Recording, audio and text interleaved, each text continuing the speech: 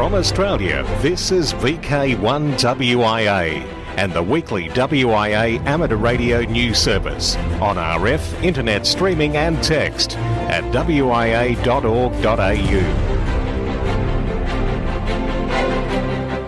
Hello there, I'm Graham, VK4 Baker with the national news from the WIA for week commencing January 19, 2020. This, our 25th year of non-stop news.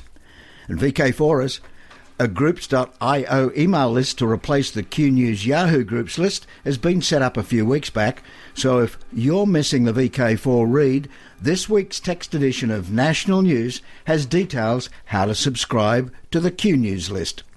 The public list of available call signs is now once again accessible from an easily searchable web page. The tool is considered useful for hams upgrading their existing licence or applying for a new one and want to see if the call sign they're seeking has been allocated. This is VK1 WIA. All points of contacts from today's news stories are to be found in print when you read the web editions www.wia.org.au. International news with thanks to IARU, RSGB, SARL, Southgate Amateur Radio Club, ARRL, RAC, NZART, Amateur Radio Newsline and the worldwide sources of the WIA. I'm Jason, VK2LAW. Some terrible tragic news from Rotuma. Antoine, 3 Delta 2 Alpha Golf, who had been active from Rotuma since December 21st, has reported that his eldest son, aged 11, drowned on January 9th. His son accompanied him on his latest trip to Rotuma. They found his body early in the morning in the deep sea. His burial was expected to be on the 11th, and all 3 Delta 2 Alpha Golf portable operations are now QRT. In Japan, JARL focus is on younger generations and women. In his New Year statement, Japan Amateur Radio League President Yoshinori Takao, Juliet Golf 1 Kilo Tango Charlie, says JARL continues to focus on acquiring new members of younger generations and women. He also said the succession of amateur radio, which is a useful means of communication to the next generation and the development of human resources in the radio field, are considered to be important social missions of the Japan Amateur Radio League. He noted that during 2019 the JARL had requested deregulation of the licensing system and sought permission to allow hands-on operation of amateur radio stations by unqualified persons. To China, Beijing's proposed ham radio regs raise concerns.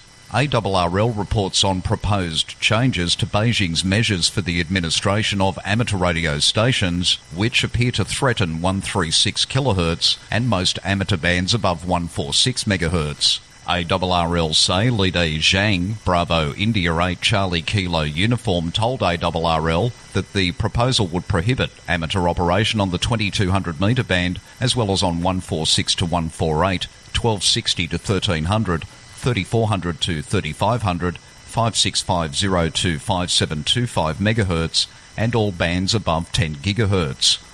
Radio communications engineer and Chinese amateur satellite group CEO Alan Kung, Bravo Alpha 1 Delta Uniform, told ARRL that government efforts to eliminate some amateur bands are nothing new, but proposals have been aired for a while now and are on the regulatory agency schedule.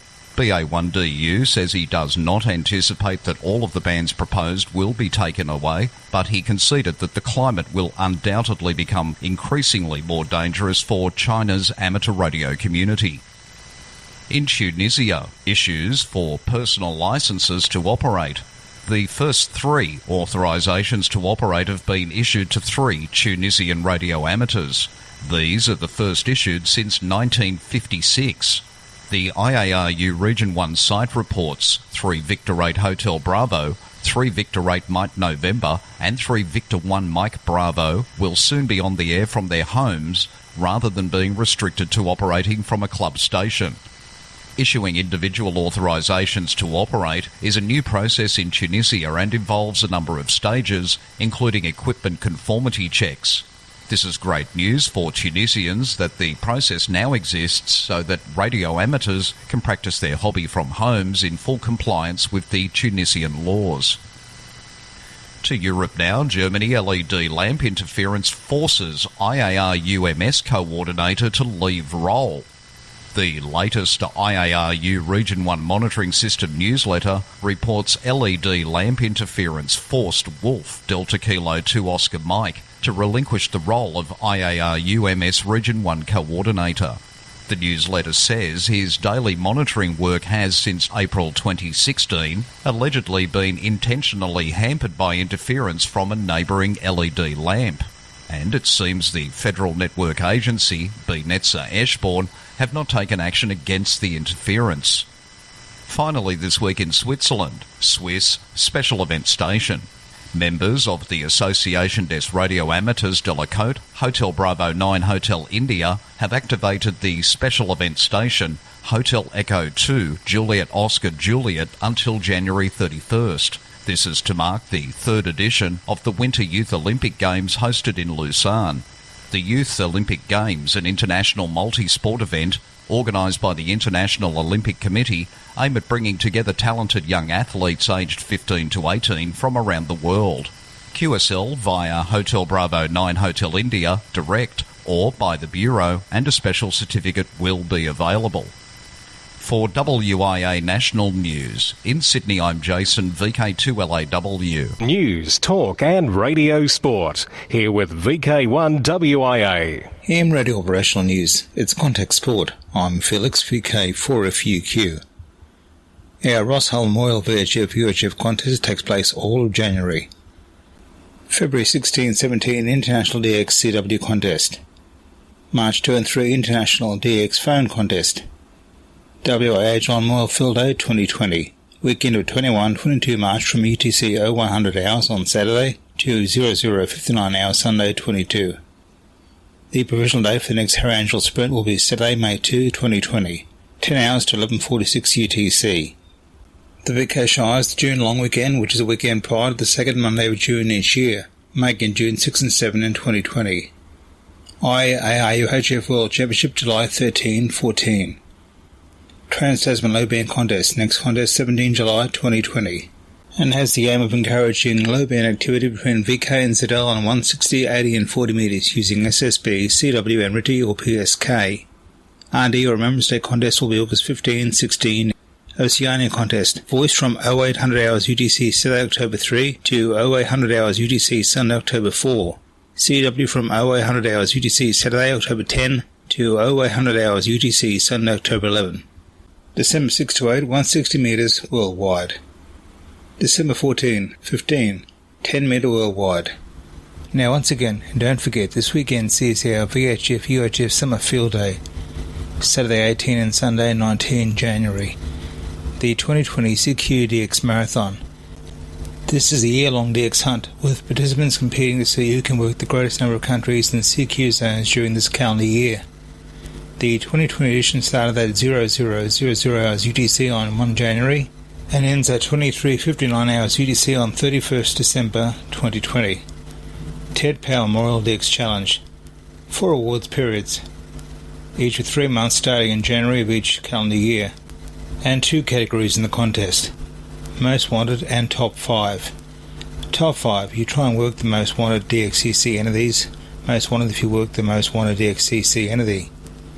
The DX entities in play are the most wanted during those 3-month windows. All Australian contests, rules and results are on the contest section of the wia.org.au website. Through the DX window, 2020. Pete is active from the Cayman Islands as ZF2PG until today, 19th of January, but he will also be there again for the CQWPX SSB contest at the end of March. Curacao Boris home call K8PGJ. ARI Fidenza will use a series of special call signs throughout 2020 to commemorate 12 major events and achievements in Marconi's life.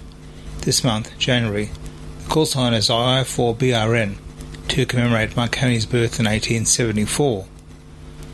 Operating as GB200FN until the 3rd of February to commemorate the 200th anniversary of the birth of Florence Nightingale. QSL direct to M0XIG. Serbia, YU. The Serbian CW club are QRV with a special call YT50 SCWC during 2020 to commemorate the club's 50th anniversary. QSL via YU1MM. He is up for Roland, FADN, operating as FR/FADN from the Reunion Islands between January the 23rd and February the 18th. Roland will be using CW only and will be on various HF bands. Send QSLs to F6AJA through the REF Bureau. South Cook Islands. Donald, V70S will be active as E51DDG from Rarotonga Island, OC013, between February the 2nd and 14th on 40, 30, 20 and 70 metres daily, using CW only. QSL via LOTW or by the Bureau. Rotuma. As we heard from Jason a few minutes ago here in WIA National News, all 3D2AG stroke operations are now QRT. Our special thoughts and prayers go to Antoine, 3D2AG and his family. For VK1WIA National News, I'm Felix, VK4FUQ Inningham. From Australia, this is VK1WIA and the weekly WIA amateur radio news service on RF, internet streaming and text at wia.org.au. Jim, VK2ZTM from VK2WI News, advises listeners the Sunday evening 7:30pm transmission resumes tonight after the holidays. Also resuming will be the Echolink coverage. For those who have difficulties with HF propagation, you can make use of the streaming service, available on arnsw.org for both 10am and 7:30pm sessions. Worldwide Special Interest Group News. Hello, I'm Cole, VK3GTV. And today, a gathering of many reporters join me as we start with Worldwide Special Interest Group's CW, High Speed Telegraphy Championships 2020. And bringing us up to speed, from just up the road from me, here's Bruce, VK3FFF. The main event this year is the 17th IARU HST World Championship. It will take place August 20th to 24th in Mongolia. Wishing to spread HST to as many as possible countries, IARU Region 1 HSTWG decided this year the Cup of Europe and Balkan HST is to be held in Albania. Although not an IARU recognised event, this international competition is widely accepted by the HST community as an opportunity for best competitors to check their form before the World Championship, for teams to test new candidates for national team, and those who are not able to participate at World Championship can still enjoy top-level competition, and for everyone else, a nice opportunity to feel the HST adrenaline and enjoy friendship. Thanks, Bruce. Now on to Worldwide Special Interest Group's Females in Radio. YL Raisa shares her radio journey via YouTube. If you love ham radio, there's nothing like social media to help you share that journey. Karen Eve Murray, KD2GUT from Amateur Radio Newsline, spoke with one YL who has devoted a YouTube channel to her adventures. Hello, my radio friends. With those 4 words, a YL named Raisa, call sign UB1AOA, cheerfully begins yet another conversation with the world. Raisa is from St. Petersburg, Russia, but calls QRZ most often as OH73ELK from a ham radio cottage on a Finnish island. Off the air, Raisa continues her dialogue with the world on a YouTube channel she created shortly after getting her radio license in December of 2018. She calls her videos My Way to Ham Radio. In more than a dozen short episodes, she celebrates her new license, hikes to a soda summit, tries out radio orienteering, and cheers out loud after making QSO number 1000 as part of the OH73ELK contest team. Raisa tells Newsline in an email, quote, "I want to inspire new people and then meet them on the air." She received her own inspiration from 3 men, including her own OM Alex, UA1 AJD. Although they helped guide her way in ham radio, she hopes that sharing her love of the hobby will prove beyond question that radio isn't just for boys and men. In fact, sometimes it isn't for men at all, as Raisa tells Newsline almost gleefully, quote, "When we arrive at the cottage, Alex has no way to go on the air because I am there with permanent pile-ups." That story thanks to Karen, editor of Amateur Radio Newsline. And to find Raisa's videos, search for YL Raisa at youtube.com. That's YL space RAISA. Worldwide Special Interest Group's Final Frontier. Virgin Orbit, AMSAT's launch for RadFX-SAT-2 Fox 1E, has announced they expect to have their first test launch of Launcher 1, their airborne launched rocket, sometime in the second half of February. The Launcher 1 rocket is carried on the VO747 Cosmic Girl aircraft. If this first test flight is successful, RadFX-SAT-2 Fox 1E is planned for launch on the second flight of Launcher 1 during first quarter 2020 on the Alana XX mission. Everything's okay. Telemetry signals are all reading nominally. DJ4ZC has tracked the satellite on 29.45. He says the 2945 beacon is spot on frequency. The 2-meter beacon is 5 kc low. It's now transmitting on 144.045. So everything's we've got one more bit of information that W1ALX has heard and lost the, I think it was on 2 meters, I didn't catch that. Anyway, it's been heard in North America. That was part of the WIA broadcast transmitted just after the launch 50 years ago on the 23rd of January 1970 of Australis Oscar A, the first successful satellite to be constructed in Australia. It was the first amateur satellite to be launched by NASA, and following the launch, it officially became Oscar 5. Oscar 5 was built during 1966 by members of the Melbourne University Astronautical Society and the Amateur Radio Club, together with help from other amateurs and the WIA.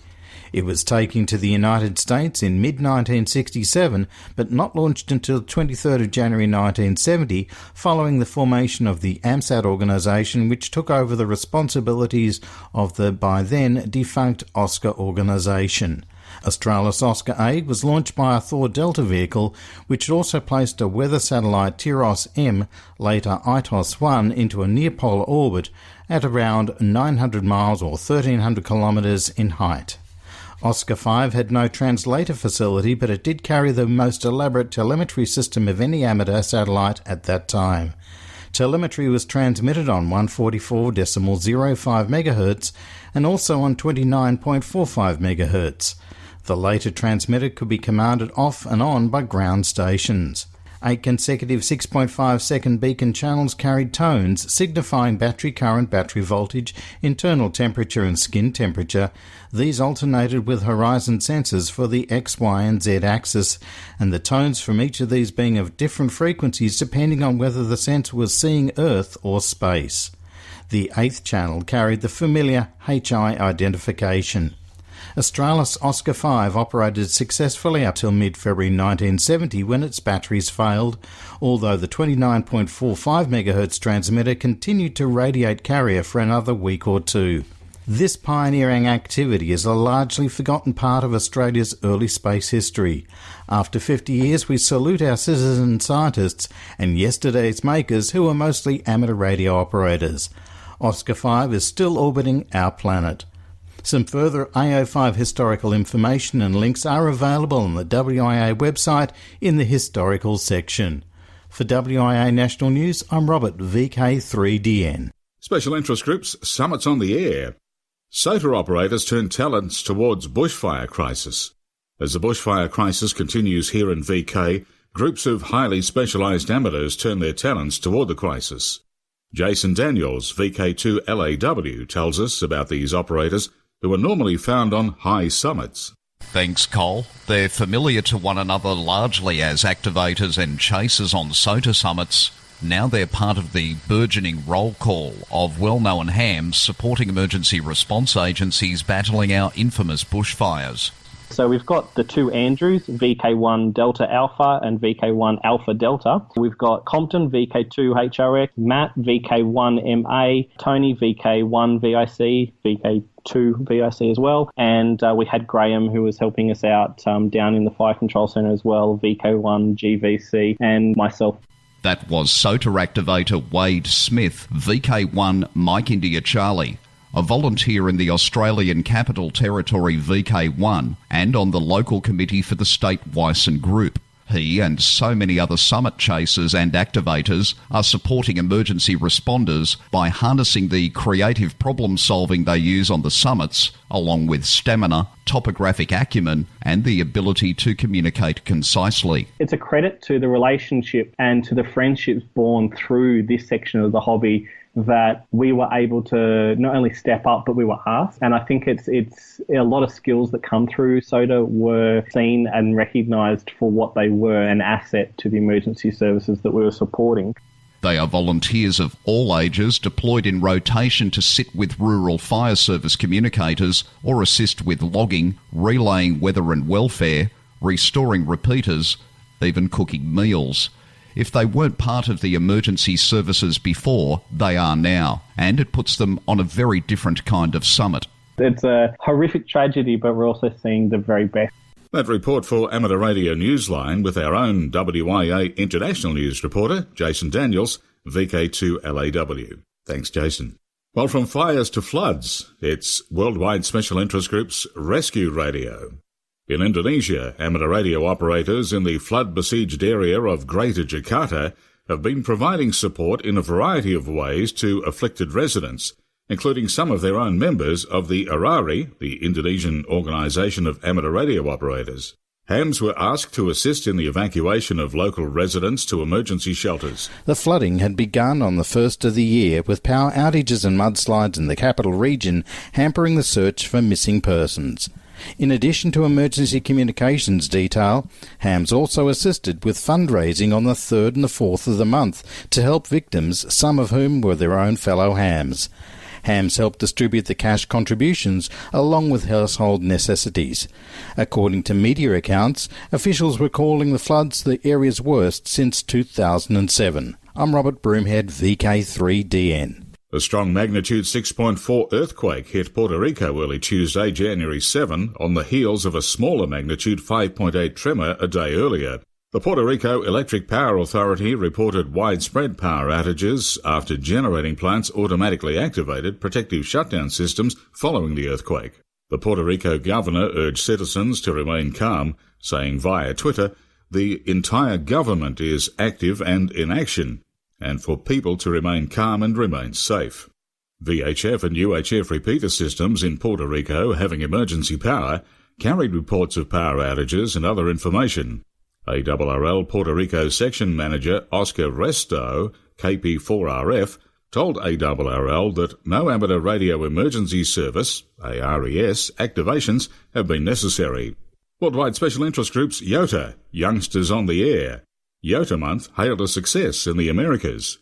Youth-operated amateur radio stations in the Western Hemisphere contributed 12,000 plus QSOs to the worldwide special event celebrating youth in amateur radio during the month of December. US operators asked for their favourite aspect of YOTA Month included Mason, KM4SII, who said, "Operating-wise, it was definitely the pile-ups. I love a good pile-up. Apart from that, it was great to be getting to be a part of a group of youngsters that are all into the hobby." Mason added, even though they weren't physically working together, we all got together to be part of the YOTA program over the air. That's it for this edition of Worldwide Special Interest Group News. Thanks to my co-presenters this week. I'm Cole, VK3GTV. Till next time, stay safe. From Australia, this is VK1WIA and the weekly WIA amateur radio news service on RF, internet streaming and text at wia.org.au. Coming up pretty soon, it's the Townsville Amateur Radio Club's Australia Day long weekend. Hi, as we wrap up this edition of WIA National News, it's a look at the social scene. We'll go right through to July. So in VK4, it's TARC Australia Day long week family radio camp Thursday afternoon the 23rd to Monday afternoon the 27th of January at Blue Water. In VK3, it's Melbourne QRP by the Bay Saturday, February 8 from 3 p.m. This is an occasional gathering of homebrewers, QRPers and portable operators. Normally between about 15 and 30 people show up for a very convivial couple of hours. Bring yourself an idea and an interesting piece of equipment. Gather at Chelsea Beach near the Life Saving Club, and afterwards a lot of the crew go for tea at a local restaurant. Now, VK2 Wyong Field Day. Stop press! Here's the latest on Wyong Field Day. It's no longer a field day. Rather, Wyong is now a full weekend event starting at 12:30 p.m. on Saturday with the fox hunt, going on to the dinner on Saturday night, and then of course the main event on Sunday will run through from 8:30 a.m. until 4 p.m.